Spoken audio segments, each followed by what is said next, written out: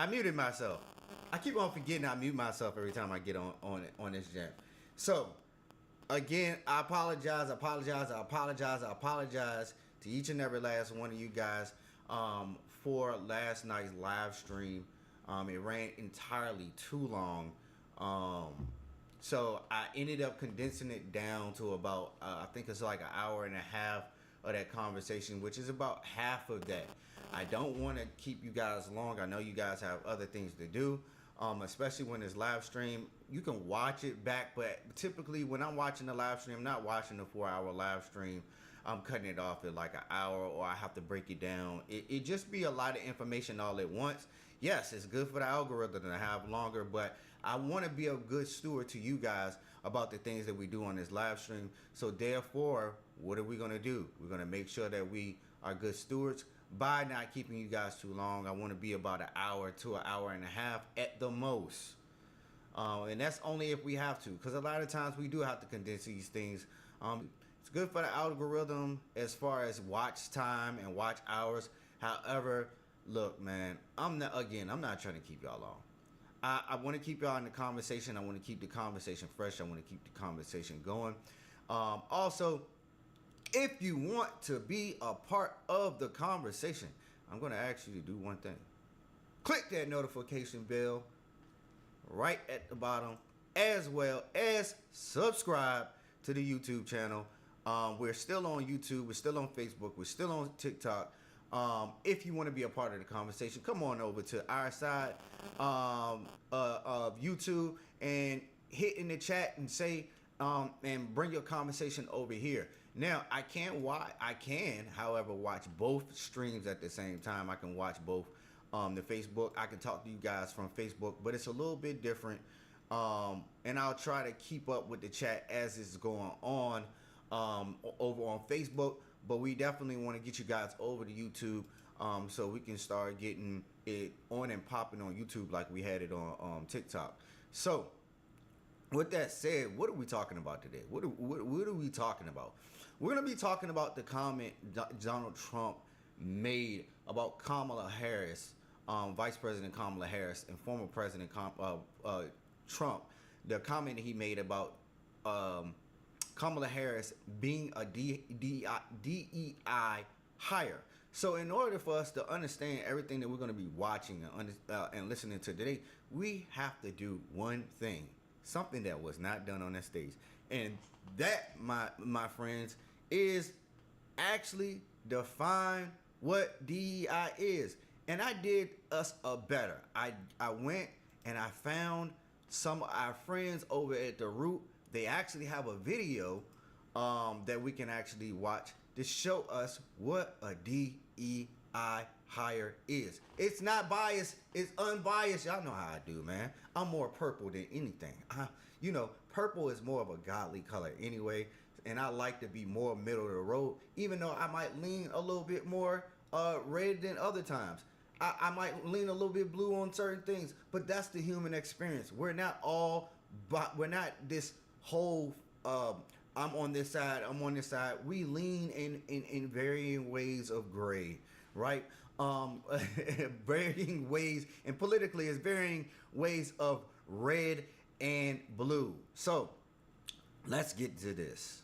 We got this video. Her name is Amira Castilla, and she's gonna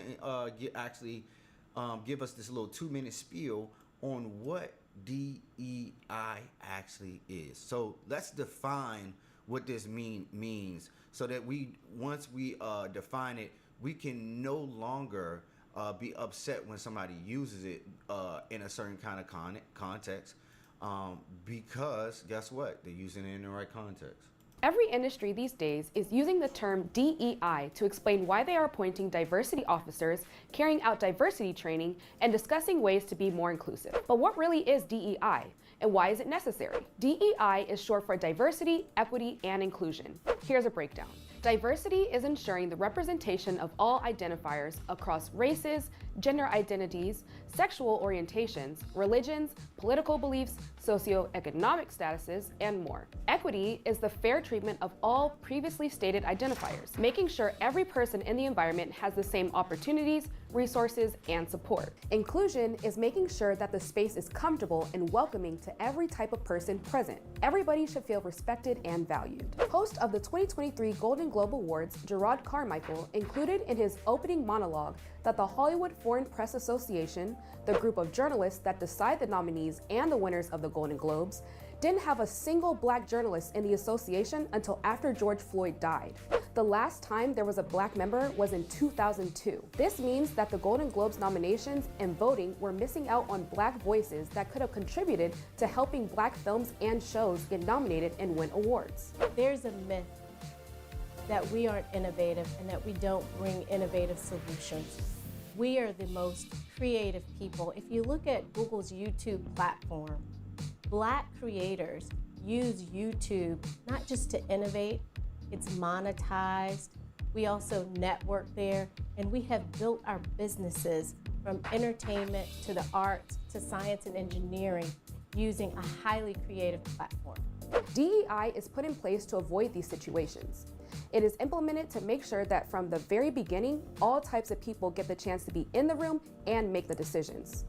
Like Google's Chief Diversity Officer, Melanie Parker. For more topics from our cheat sheet series, visit theroot.com. I'm Amira Castilla. So that's our video on what a DEI hire is. I hope you guys understand what it is as it pertains what it means to be a DEI hire. It's basically a form of creating inclusion in different varying spaces. Now, when we talk about it in the aspect of Miss Kamala Harris, which is our vice president and the nominee for the presidential election, so Vice President Kamala Harris, for y'all who want me to stay politically correct and address her correctly, these comments about her being a DEI hire are stemming from why it is that she was actually selected. Why it is that she was selected as the vice president. So we're going to watch this, and I know this is Sky News. Y'all shoot me. I did one from the liberals. Now let's do something from the Republicans, whatever they want to call it. I don't even know what the Republicans call themselves. Those far right leaning nut jobs.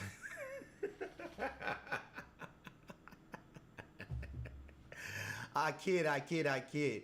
Y'all don't take me too seriously when I'm saying these monikers. I do not believe any of that stuff. I really do believe that people should be able to choose, and those choices should be informed choices and not off of emotional choices. So let's go ahead and look at this video from Sky News. They're going to actually highlight what it is that we're talking about. Far away, it's weird that the left loves DEI policies, diversity, equity, inclusion. They think it's great and necessary, but when you point out someone is a DEI hire, they get all offended. Again, Trump's answer here had the lefties losing it. Define it for me, if you would. I just defined it, sir. Do you believe that Vice President Kamala Harris is only on the ticket because she is a black woman? Well, I can say no. I think it's maybe a little bit different. So she was always of Indian heritage, and she was only promoting Indian heritage. I didn't know she was black until a number of years ago when she happened to turn black, and now she wants to be known as black. So I don't know, is she Indian or is she black? She has always identified as a black woman. She went to a historically black college. I respect either one, but she obviously doesn't, because she was Indian all the way, and then all of a sudden she made a turn and she became a black person. And that answer had the media outraged. Race obsession was never far away. So we're not going to get into the actual comment itself, because and I can address it again if y'all want me to, but you got to go into the comment section and tell me you want me to have that conversation, because we can have that conversation all day long. I do definitely want to set up a Zoom situation where we can actually have the Zoom call conversation as well. So So yeah, so as far as the DEI hire, it is basically when they're talking about this whole scenario of the DEI hire, as it pertains, Miss Vice President Harris, right? As it pertains, Vice President Harris, what is this conversation about? That's the question. The question is about whether she was put into place as the vice president because she's black or because she's a woman to feel inclusionary in the administration, right? Is it because she's solely black, or is it because she's a woman, or is it because she's white? I mean, is it because she's a woman? Which one? What is it? And we already have the answer to this, and this is why I'm confused as to why people are even upset about the moniker of calling her a DEI hire, because, you know, that's what everybody else was saying, right? Let's go to CNN. More than 200 black women urged Biden to pick black woman as running mate. Did they say because she was qualified? It was because they wanted a black woman as the vice president. They wanted a black woman as president, not because it was because of her track record or anything else. It was because she was a black woman. They wanted a black woman. And I'm going to show you that I'm not lying about this. This is the stuff that the propaganda that they put out. It's not me, and it's not me being sexist. It's just, we have to address the fact that these are the facts, period. These are the facts. These are the facts. Black women urge Joe Biden to pick a black woman to be his vice president, and they did exactly what we're asking the rest of the black people to do. They held up their vote and they say, okay, Joe, if you don't get a black woman as your running mate, we're not going to vote for you. That's what they did. They leveraged their power to get a black woman as vice president. However, that didn't do anything for policies for black people specifically, because we already know what Kamala Harris said. She said she's not going to do nothing specifically for black people that's going to do something for black people only. She's going to do something for everybody, and then it will filter down to black people, which makes sense because she's a Marxist socialist. Not my words. Her dad is the one who taught her about policies of politics, and she gets that from her father. Her dad, if you look him up, he says he's a Marxist socialist. This is why she has the policy skew that she has as far as her being a liberal, because her ideology looks at things as being a Marxist socialist. Again, these are not my words. If you go look it up, her dad clearly says this. He's teaching this as a professor. It trickles down to the way that she does government. Don't get mad at me. Get mad at the facts. These are just the facts, and you can fact check me on anything. I promise you, I always keep the receipts, as my sister say. You ain't never gonna get me and say that I said something. No, I'm gonna show you what they said, and then you can make your own judgment based off of what it is that they said. And there is no slant here. Again, everything over here is purple. So, Washington, CNN, more than two. This is an old article. This is April the 24th of 2020. So this has nothing to do with our current election cycle, right? We're talking about how she was put in place as vice president. So we're going all the way back to 2020, and this is Friday, April the 24th of 2020. Let's look at it. It says more than 200 black women on Friday signed an open letter to the presumptive Democratic presidential nominee Joe Biden, urging him to pick a black woman as his running mate. Biden has said he will choose a woman to be his vice presidential nominee, and has several black women in conversation about who he may pick to be on the ticket.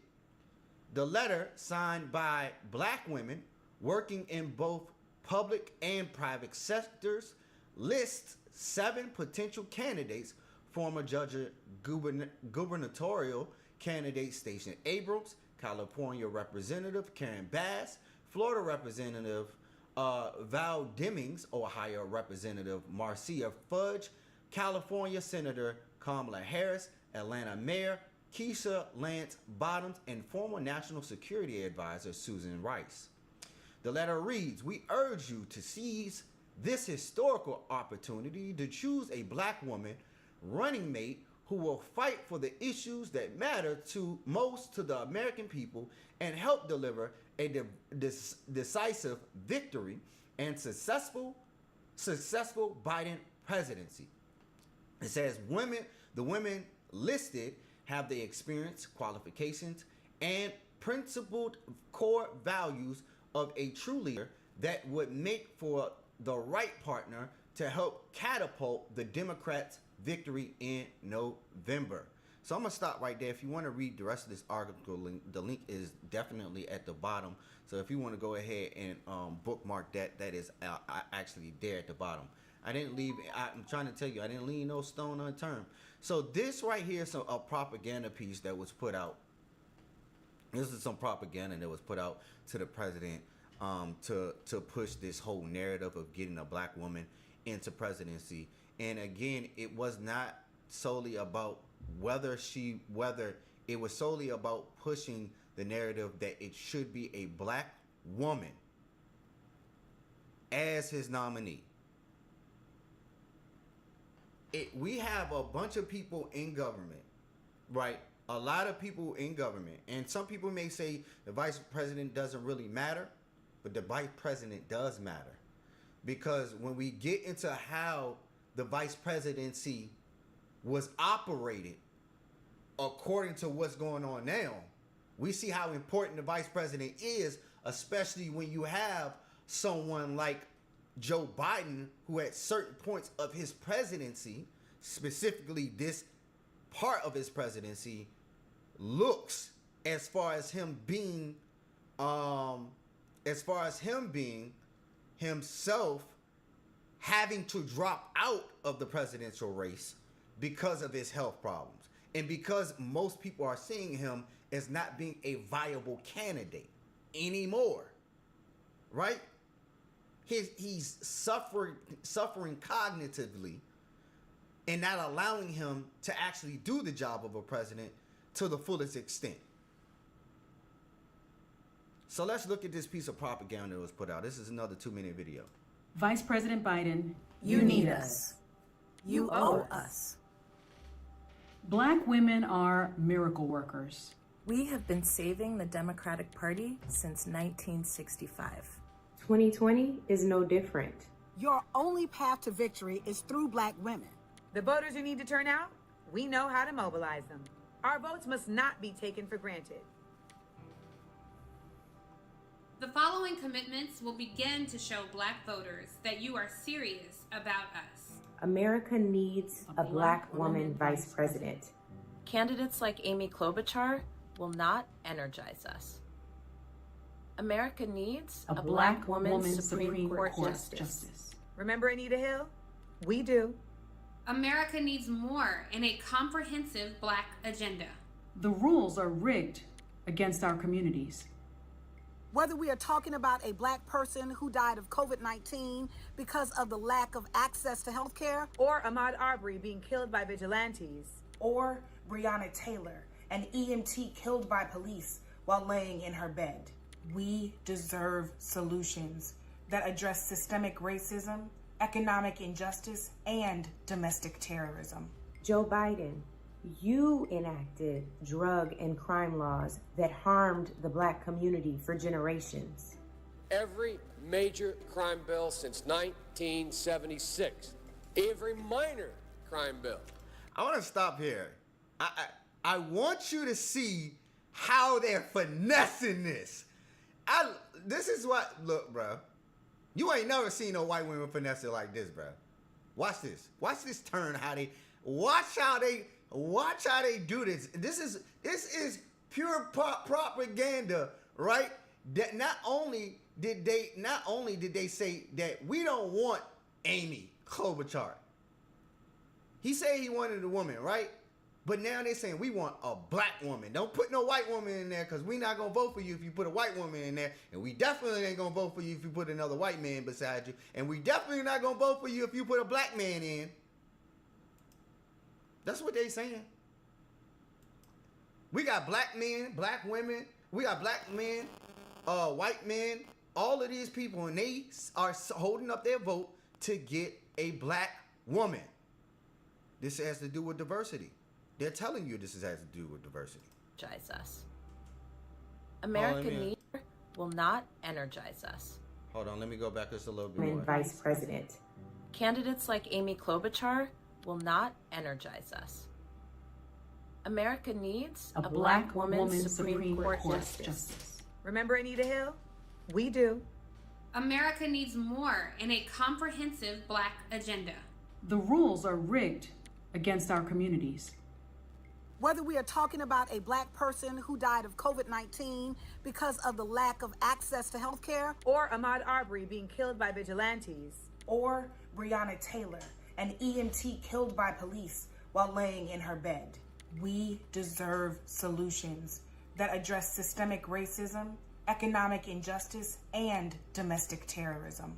Joe Biden, you enacted drug and crime laws that harmed the black community for generations. Did you see it?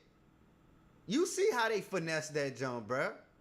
Yeah, Joe Biden, you the reason why we in this predicament anyway.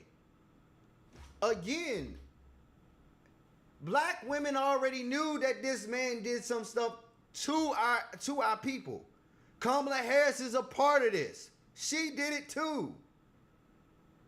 So the hypocrisy of this is to say, oh, Joe Biden did this, and now we're going to support Kamala Harris. That was a part of the same issue.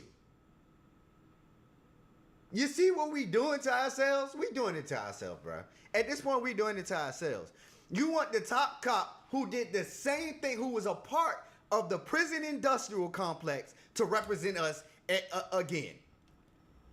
The top cop that said that she not gonna do nothing for black people is a part of the same system of thought as Joe Biden, the same Joe Biden that y'all sitting up here criticizing so that y'all get a black woman as vice president. Every major crime bill since 1976, every minor crime bill has had the name of the Democratic senator from the state of Delaware, Joe Biden, on that bill. You say you know better now. Show us you're serious by doing better. This country has a problem. Police officers and vigilantes are killing us, and our quality of life must improve. Joe Biden, this must be addressed. You must address our oppression, and most importantly, embrace our power to win the White House. Vice President Biden, your campaign's mission is to restore the soul of America. There is no restoration without us. Don't you love it? Don't you love it? Don't you love it? I told y'all, man. I won't tripping. I'm not tripping about these things. There was a united front. And this is, and I'm saying this as I don't like it because it's solely to push the narrative that we needed a woman vice president based off of the fact that she was a black woman. I don't like the identity politics at all. Y'all know how I feel about identity politics. I don't like identity politics, period. I want to know who is the best candidate according to their policies. I don't care if they're a woman. I don't care if they're a man. I don't care if they're a green alien from the planet Nibiru. I don't care. I just want somebody who is going to do the job and do the job well with policies that are going to help us as a whole. That's what I care about.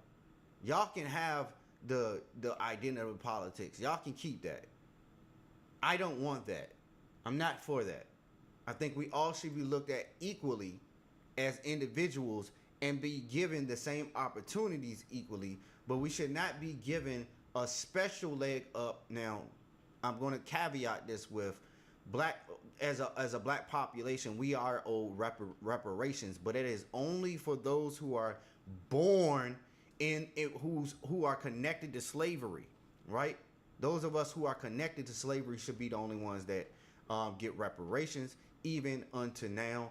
And that is something that is owed to the black people. How we do reparations itself says something, but according to either one of these candidates that we have, we're not going to get reparations with these candidates that we have currently. So I caveat that with that, because and for Americans to not want black people to get reparations is foolishness, because we've given reparations to everybody else, including people who did not suffer under American government. That's a fact. It's just a fact. Reparations is not something that's just some type of government handout, this, that, blah, blah, blah, blah. It is a government handout in the sense that the government is the one giving it to us, but it's something owed to those peoples because of what had happened to them. And a lot of the reparations were not given to the generation that it happened to. So let's look at that too. Some of that generation that died out. So let's not use that framework either. Reparations are owed to black people because of slavery and Jim Crow. Period. Now, as it concerns Vice President Kamala Harris, right? This that we're talking about is, as it concerns this DEI hire, she was put in place because she's a woman. That's a black woman at that. Because they wanted to seem inclusive. Period. And we already defined what DEI even means. We've already defined what DEI means. So here we are again. I'll show it to you. What we're talking about as far as what this DEI hire is. And our seats at the table. And we're talking about it in relations to Kamala Harris. Vice President Kamala Harris. Should be plentiful. Kamala Harris, Linda Thomas Greenfield, Cecilia Rouse, Ashley Etienne, Karine Jean-Pierre, and Simone Sanders will all have President-elect Biden's ear. And by all accounts, he plans on listening. Joining us now to talk about what black women can expect out of this administration is Jacqueline Ayers, Planned Parenthood Vice President of Government Relations and Public Policy, and Amy Allison, the founder of She the People, a national network of women of color. Amy, I want to start with you. I feel like this is a pretty significant moment. You know, representation in high ranks of government and other industries is an amazing achievement. I think we can all agree on that. But having black women in these positions is like the first step. Can you speak to why it's both important to have representation in these positions of power, but also to hold these folks accountable and push for real policy action? Again, what did she say? She didn't say anything. She said about it's important to have representation. If I know anything about the left, that's what they push. They push diversity in all areas. In all areas. They want diversity in everything that they see, everything that they do, regardless if it's right or not. Regardless if it's right or not. Right? You know, you couldn't have said it better. I couldn't have said it better myself. 2020 has been about exercising our power as voters and positioning ourselves for governance. I think if there's one lesson that we have learned as black women, that is, it's not enough to be the power behind Democratic Party victories. We want to set the governance agenda. It was a black woman's victory, a woman of color victory, and it should be going forward an agenda set by black women who are positioned in key roles in order to determine the policies and priorities. I mean, look, the fact that the pandemic and healthcare remains in, front and center, the economic pain that's affected black communities, brown communities overwhelmingly. We need advocates who are clear-eyed about the structural changes that need to happen in order for people to get the help they need, not the wealthy people who got the help under Trump, but the regular working people in our communities. And honestly, we need governance that has gender and racial justice baked into the solutions so that we can continue to have, like, who gets the vaccine first, and how do we address infant mortality and all the issues around those issues that Black women have been, leading on. Those are the things we hope that the Biden-Harris administration takes as central and important as we go into 2021. Lay that out for us. What are those specific issues? We mentioned healthcare in the introduction, but I think there are a lot of issues, economic issues you mentioned. What are some of the specific issues that you think might gain some more traction if we have more Black women and women of color broadly in the administration? And the one thing, I'm going to stop right here. If you listen to what they're saying, is they want the government to push Black women at the forefront so that Black women have the chair, right? It's not that they want the government to put them in place because they're Black women. We need the government to put us in places of power so that we can control what is going on. Because we're Black women and we know better. But guess what? Y'all didn't get nothing. Kamala Harris didn't. The Biden and Harris administration didn't do anything for Black women that they were asking for. They didn't do anything for Black women that they were asking for. Well, first, actually, they disenfranchised Black women, especially when it comes to this migrant crisis.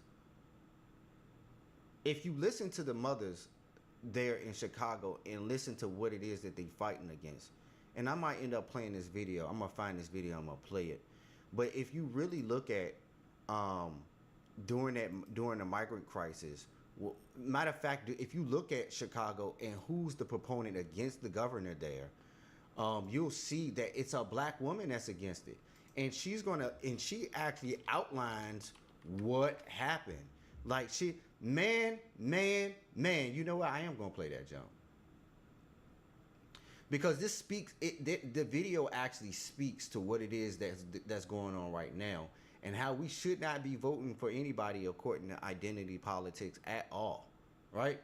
Let's go to my history, because I watched this video last night before I went to bed, and it was a very interesting video, very, very much so interesting video. I can't find it.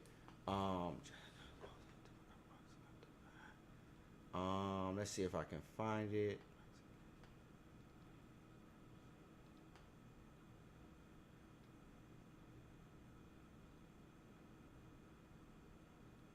I'm gonna see if I can find it. I know I watched it last night.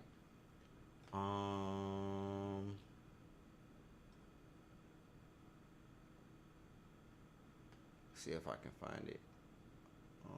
Manage all history.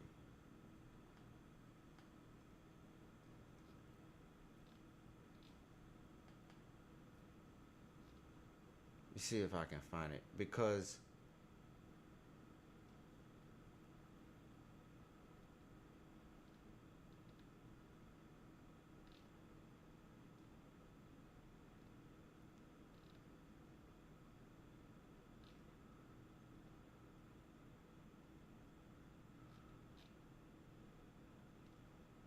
I think it was like at 2 o'clock or something, and I apologize for this because I wasn't prepared to actually bring this video up, but I wasn't prepared to bring this video up.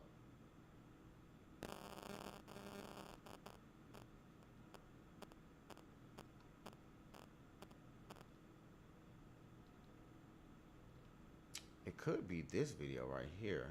Let me see if this is. See if it's this video.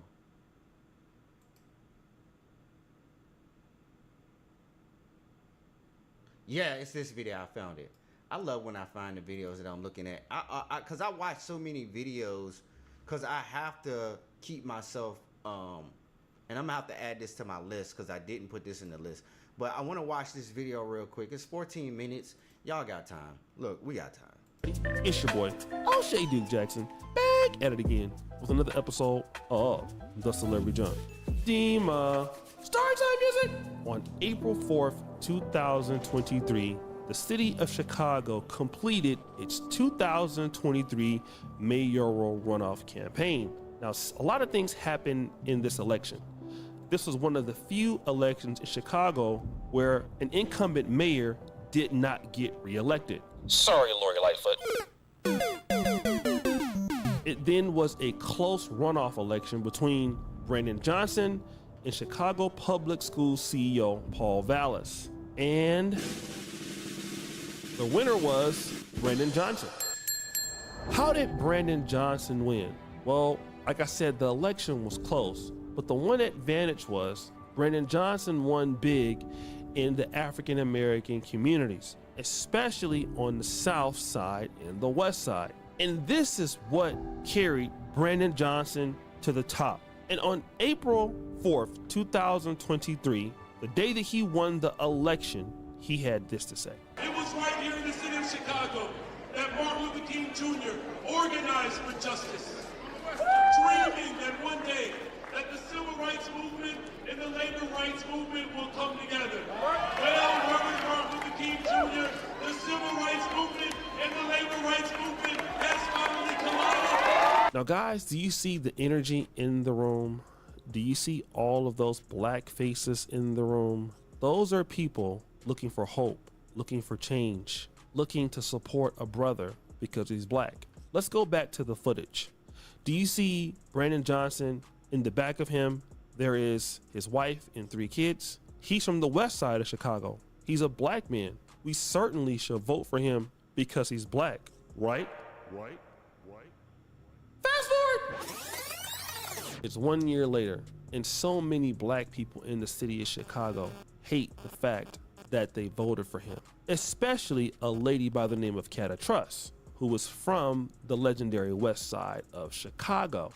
You see, Brandon Johnson was really giving the migrants a lot of room to work with, not just in all of Chicago, but especially on the West Side of Chicago. And Cata Truss explains exactly how she even got involved in being a Brandon Johnson opponent. So yeah, can you explain that to the people that may just not know? Well, let me just say this. I'm just a regular person here from the city of Chicago. I'm not a person that's known. And how I got involved with the migrant crisis is we got a phone call from our alderman letting us know that Amerson Park, which is the park where my children grew up playing football. My husband coached football and baseball at that park. We had a call saying that that park was going to be taken away from the community and used as a migrant shelter. And we immediately got on the phone. We started calling the people in the community. We called all of our elected officials. We called past and former players, coaches, parents. And we, we're like, hey, listen, they're trying to take our park away. We're going to have to rally and pull ourselves together and try to see if we can prevent this from happening. Now, again, this is a woman that campaigned for Brandon. This is a black woman that supported Brandon. But she learned something from this experience. And like I said, Brandon Johnson was a lesson for not just myself, but should be a lesson for black folks. And I say this now, we have a tendency to vote for people because they look like us. We vote for people because they're Democrats. And, traditionally, black people always support Democrats. And so we kind of go along with that. And one of the things that happened with Brandon Johnson was he was really a lesson to me and probably to other blacks that we can't just be out here voting for people because they look like us. And we definitely can't be supporting people just because they're Democrats, because Brandon Johnson, as well as President Biden, as well as our Governor Pritzker, are showing us what the Democratic Party really feels about black people. She learned you should never vote for anybody just because you're black and just because you're a Democrat. You see, it doesn't make sense because you're voting for somebody because they're black, because you want to support them. But that doesn't mean that they have your best interests at heart. And now in the city of Chicago, black people are not getting the things that they desire. Their money is being spent to take in illegal migrants. Brandon Johnson keeps lying. Brandon Johnson keeps getting exposed for more lies. They're hiding the budgets in the migrant crisis. And a lot of those people feel like fools. Fast forward! And now Kamala Harris is going to be the presidential candidate since Biden is stepping out of the race. He's not going to be an incumbent president that will repeat, very similar to Lori Lightfoot's situation. But Kamala Harris is trying to re-energize the base. And to be honest, a lot of people are excited about her running, especially the black community. There is a big divide, no doubt, and I've seen that in the last few days since that knowledge has been dropped. People on the right, people on the left, people fighting on Twitter all day and night, and even in the YouTube comment section. But there is one rapper who is going to support Kamala Harris for a very interesting reason. I want to stop right here because I don't really want to get into this part of it. I wanted to, well, we can look at this part of it because it has something to do with what we're talking about. You know what? Forget it. Let's just watch it. But keeping it real, I am going to have to vote for Kamala just simply because she's a black woman. I would be a sucker not to. I don't know shit about the woman. I don't even care who the president on the cool. Like, I really don't give a damn about either one of them, keeping it real. But just, I gotta support the black woman because I'm a black man and the black woman needs a black woman. The black woman needs a black man's support. So that's how I'm basing my shit. White people will do the same. Mexicans will do the same. Asians will do the same. Straight up like that. I don't really give a damn about politics. I still ain't a Democrat after I do that. I still don't believe in shit be talking about after I do that. But standing on business is how I have to live my life. To sleep good at night, having a black woman running for president and I didn't vote for her, that's gonna my karma of having good luck, I think. So y'all do y'all, I'm gonna do me. Now God bless everybody and whatever your idea is. And you know, we love y'all for whatever y'all, and whoever made the best person win. You know, I don't give a damn. But at the end of the day, y'all know we gotta keep it real. I gotta keep it real. Everybody ain't gonna do that though. A lot of people going Trump. A lot of people I talk to, my friends and everything, a lot of people going Trump, especially for them guns.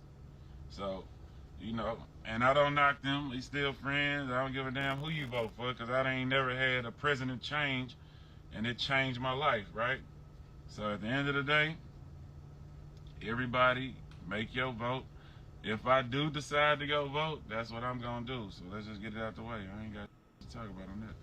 So I just gotta stand on that business. I don't like Biden or Trump, keeping it real. I don't even know this lady, so I don't like nobody. So after not liking nobody, I have to at least vote for the black woman. You know, I can't not vote for the black woman. Now, I like Slim Thug a whole lot. And you see, I really appreciate the sentiment that the brother is using. He looks at Kamala Harris as a black woman. He doesn't like Democrats, but it's a black woman, so he must be loyal to the community. He must be loyal to the race. Give him a round of applause. That's the attitude that many of us should have.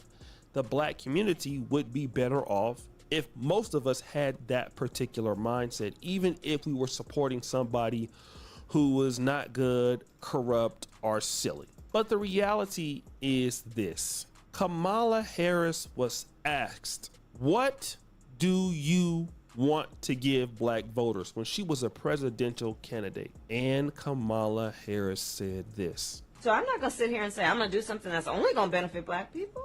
No. Now, so many black men and black people are being attacked. People are calling folks misogynists. People are calling people haters of black women, disliking the community. And the reality is that this has nothing to do with any of that. What we're dealing with is policy. Now, Kamala Harris, and I keep repeating this, went to an HBCU. She was born in Oakland, California, a very black city. She understands the plight of the African American community. She is not a first generational, Caribbean immigrant or an African immigrant that may not know or may not understand. She went to Howard University. But the issue is she doesn't care about the black community. She would like to clump up the black community in with other people. That's what she wants to do, okay?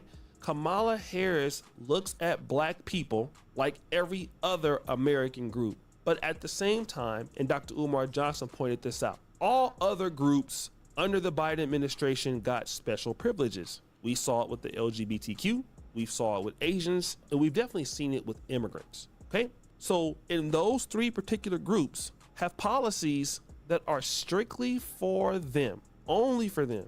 No one else can use those privileges. But when it came to the African American community, that was the issue. We were clumped along with everyone else.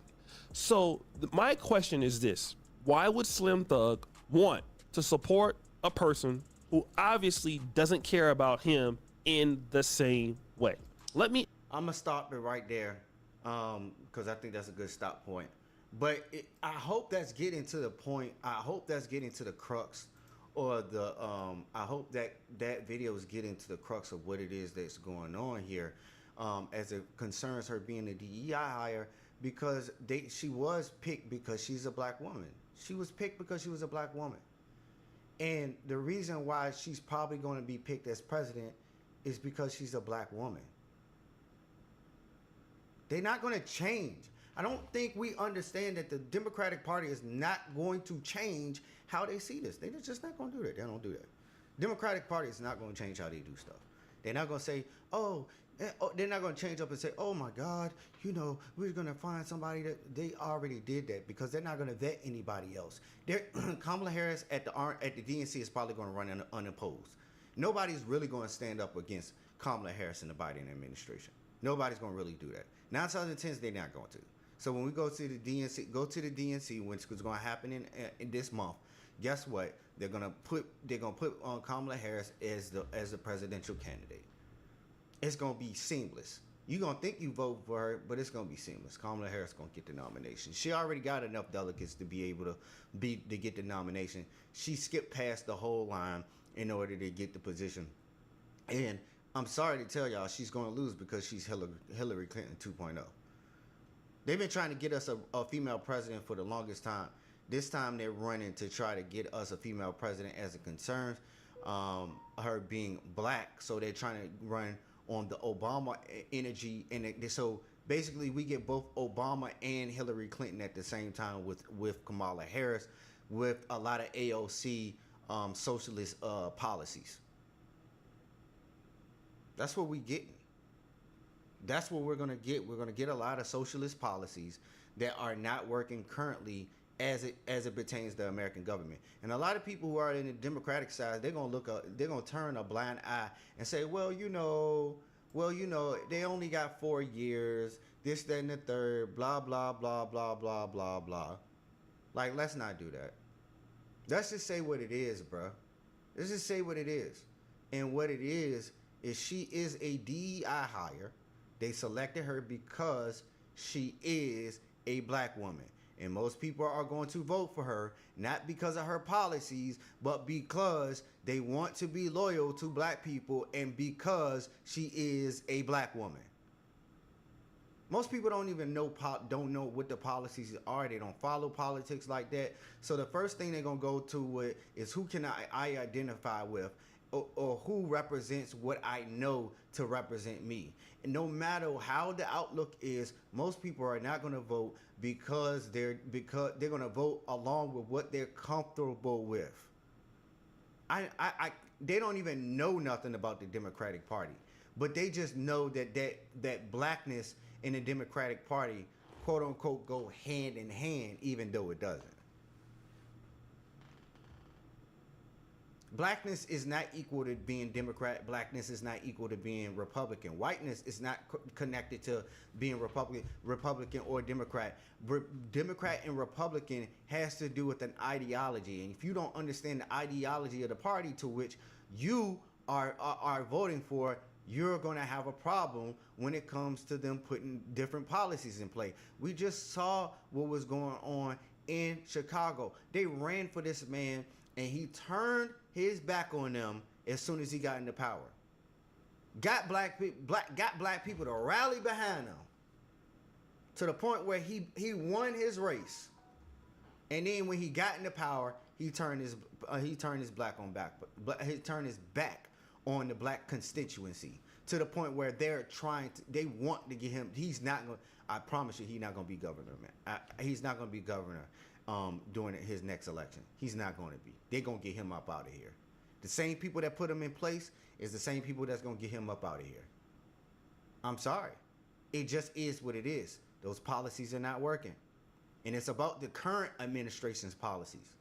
So if you want the current administration's policies to continue on and for you to have the same livelihood that you do right now, and you want to and you going to go ahead and vote because it's not Trump, you're going to have a problem. You're going to have a problem on your hands. You got to vote for something different. I don't even care if you vote third party. Vote third party for all I care. If you don't want to vote Trump, vote third party then. But definitely don't vote for somebody sitting in an administration that is going to do more harm than good for your people.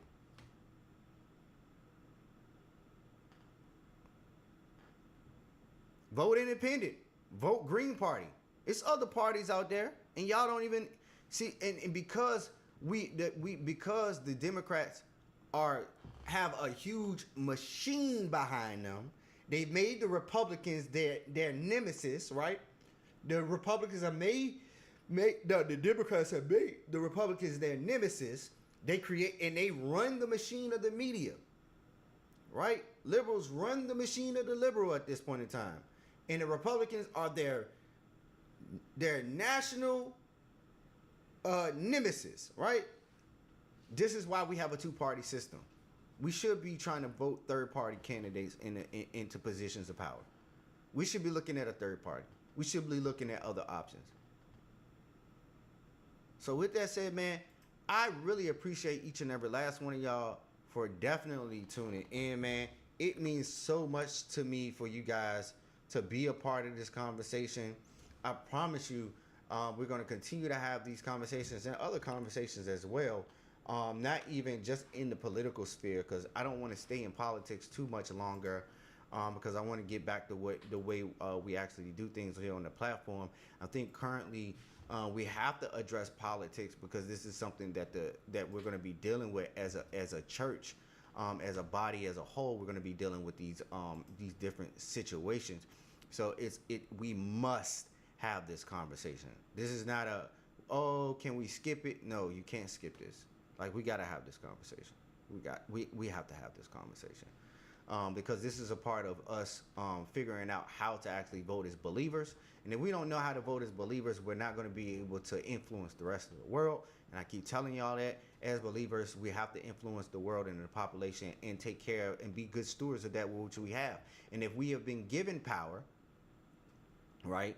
Everybody wanted to quote Romans 13 when it came to us submitting ourselves to the government when it came to COVID.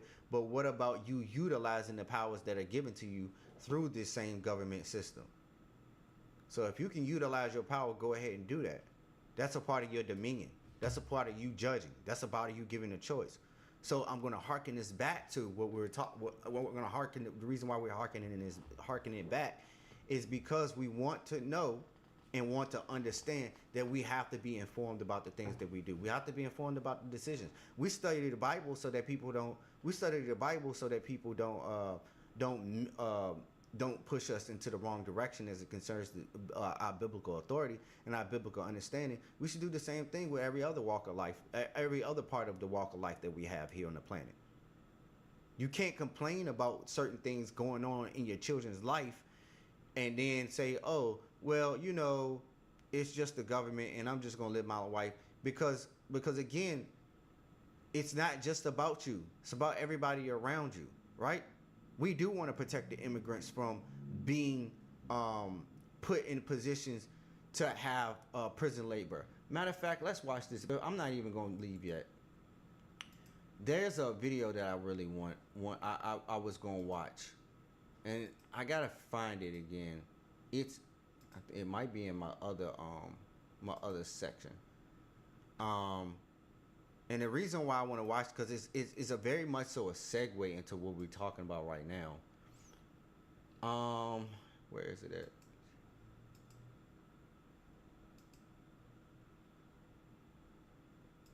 Is it this one?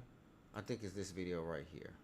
Supports Vice President Kamala Harris as his replacement. In recent times, Kamala Harris has become a polarizing figure, especially within the Black community. Just like Barack Obama, they do what they need to do to stay close to the white power structure. From her controversial career to her rise to the vice presidency, opinions about her are deeply divided. I think it's pronounced Kamala Harris. Well, I call her Camilla. Camilla? Yeah. You just gonna run with that? Yeah, when I call somebody something, that's what makes me special. President Harris is what I consider the substitute teacher. The teacher that's gonna come in and milk this for a minute until we get the right candidate to put in office. But why do so many Black celebs speak against her? And is the Black community truly divided? And I don't know what people want.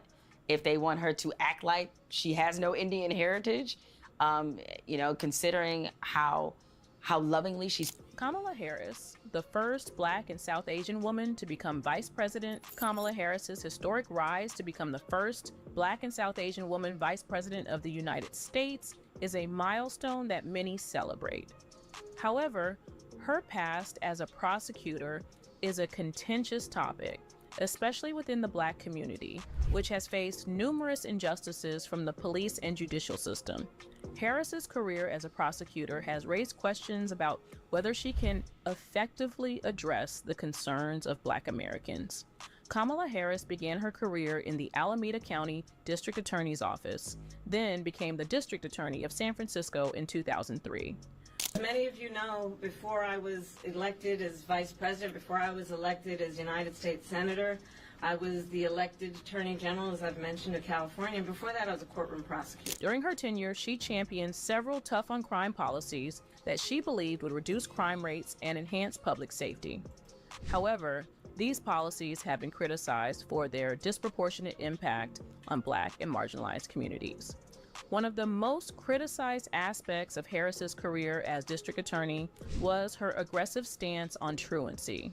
Harris introduced a policy that prosecuted parents of chronically truant children, arguing that regular school attendance was crucial for a child's future success.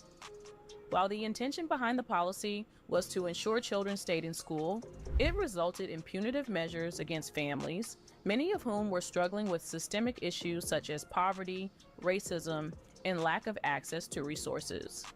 Critics argue that instead of addressing the root causes of truancy, this policy further criminalized already vulnerable families. Harris also faced criticism for her support of California's 3 strikes law, which mandated life sentences for individuals convicted of 3 serious offenses. Critics argue that this law disproportionately affected Black and Latino communities, leading to mass incarceration and breaking up families. The perception that Harris supported such a harsh policy has lingered, fueling skepticism about her commitment to criminal justice reform. As Attorney General of California, Harris continued to implement policies that drew criticism from civil rights advocates. Her tenure from 2011 to 2017 included decisions and policies that, while intended to uphold the law, often resulted in adverse outcomes for Black communities. Despite increasing public outcry against police brutality and the need for reform, Harris was perceived as not doing enough to address these issues. She faced criticism for not supporting statewide initiatives to mandate body cameras for police officers or to appoint special prosecutors to investigate police shootings. Another controversial stance was her office's fight to preserve the state's right to use prison labor, arguing that it was necessary for maintaining the state's workforce. This stance drew significant backlash, as it was seen as perpetuating a system that exploited incarcerated individuals, many of whom were Black. Critics saw this as an endorsement of modern-day slavery, further deepening distrust among those who had already suffered under the criminal justice system. The Black community has experienced systemic injustices from the police and judicial system for generations. Harris's record as a prosecutor is seen by many as part of this system, raising doubts about her ability to champion the changes needed to address these deep-seated issues. There is a significant trust deficit between the Black community and Kamala Harris due to her prosecutorial past. Many view her policies as having contributed to the mass incarceration and criminalization of Black individuals rather than addressing the root causes of crime, such as poverty and lack of education. Kamala Harris's personal life has also been a subject of... Yeah, I don't want to talk about her personal life. I don't really care. I don't really care about I don't really care about these people's, I really don't care about their personal life. Like, whatever they do in their personal life is cool. They're going to do what they do. Like, a lot of the stuff that people do in their personal life is what they do, right? And we're going to come back to this video we're going to come back to this video on another video. But I wanted you guys to see the first portion about this whole top cop thing. So a lot of people are going to be voting for Kamala Harris, who is a part of the prison industrial complex, just as Joe Biden is a part of the prison industrial complex and helping to maintain the prison industrial complex through their positions of power. We keep on talking about prison reform, and the Black women wanted Kamala Harris to do something about prison reform and police shootings and all of these things, but she's one of the proponents against that. That was a part of her policies. That was a part of her policy. So imagine that on a national level at this point. Imagine what she's going to do as far as immigration. See, what a lot of people don't understand is, and I see this as a power play, if she is to become president of the United States, guess what? The prisons are going to be filled with immigrants.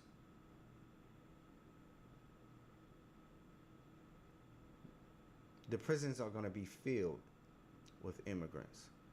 You're going to see more immigrants coming in and filling up the prison system. Don't believe me. Don't believe me. They're going to say, oh, there's a surge, because the Republicans are already talking about it's going to be a surge in crime, and we already got a surge in crime. Guess what? That's helping with the with the prison and industrial complex. So if you really cared about immigration and immigrants, you would want them to come in legally and be vetted legally. You wouldn't want them just crossing the border illegally, because it is illegal to cross our border, as it is illegal to cross anybody's border. Like, come on, like, are we making America into this open border country? Like, it's never been an open border country, because we can't go. You can get locked up and put in jail if you cross the border in Canada. You can get locked up and put in jail if you're in Mexico. You can get locked up and put in jail if you cross North Carolina border. Well, I mean, not North Carolina, but North Korea border. We even have borders as far as it goes in the states. If you cross the state line and do something illegal, you go to jail. Come on, bro. So we understand boundaries only when it fits us. So we got the migrant crisis and all other kind of things, and this is all about creating boundaries and restrictions within inside of the government, so that we can actually sustain some level of peace and cohesion in how we do government. And like I said, my solution is to go with the Trump solution. Fix what we got going on with the energy. Take China off our energy grid. Get us to getting on our oil instead of having more foreign oil, so we can get into the game as far as selling oil, as well as maintaining our energy. Then the other part of that is the immigration, getting these people up out of here, as many as you can, to get up out of here, because not all of them deserve to be here. And it's not that they don't deserve to be here, it's getting them in here in a legal manner. So don't think that I'm just against people because they're illegal immigrants. No, I'm against anybody who does anything in a illegal manner, right? Like, everybody shouldn't be free to do whatever it is just because. Like, that's not how we do. And that situation itself is bankrupting cities and disenfranchising black women. So if you really care about black women and black women voices, you will listen to those black women who are having issues under these administrations as they're being disenfranchised. Them and their children are being disenfranchised because of the issues going on. If you really care about black women so much, because a lot of y'all don't. Y'all just say y'all do and y'all really don't. Y'all don't even really care about black people like that anyway. Y'all just want to be close to whiteness. I said it. A lot of y'all just want to be closer to whiteness. And this is not anything against our counterparts, our white counterparts, but there is an issue when you have people of our skin color, people who are in our demographic, whose mind state is to be as close to a certain group because of how they identify that group, right? I don't want to be close to you because you're white, or because your culture says something, because it's a white culture thing. I want to do it because the characteristics of it are something that can help me or be beneficial to me, or because it's good. I'm not going to base it off of your skin color. I'm going to base it off your character, who you are as an individual, who you are as a person, right? This is why I like the way that Donald Trump handled the NABJ conversation. So with that said, man, I am finally getting up out of here, man. I might be on later on to discuss a couple of other things, but I mean, that's where we at with this, man. I love y'all, man. Peace and blessings. Gone.